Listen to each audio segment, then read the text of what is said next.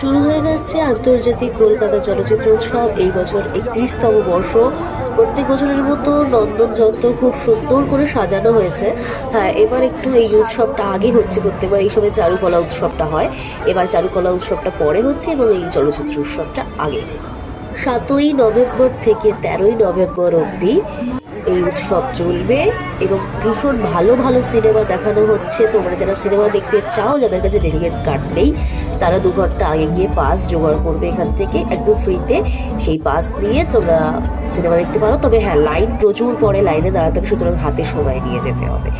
এবং এখানে গানের অনুষ্ঠানও রয়েছে। প্রত্যেক দিন খুব ভালো ভালো গানের অনুষ্ঠান রয়েছে, সেগুলোরও লিস্ট রয়েছে। আমি যেগুলো পরে দিয়ে দিয়েছি, তোমরা পজ করে দেখে নিও।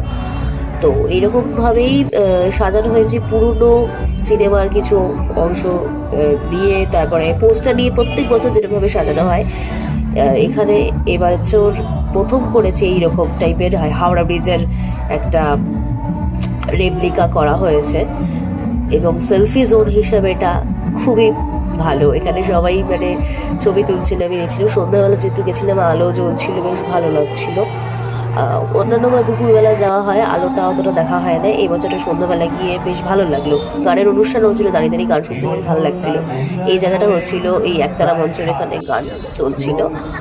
আর প্রত্যেক বছরের মতোই খুব সুন্দর করে এখানে সাজানো হয়েছে পুরো জায়গাটা। তোমরা চাইলে এখানে ঘুরে আসতে পারো। যদি সিনেমা নাও দেখো, এমনি ঘুরে আসতে পারো, ভালো লাগবে বেশ।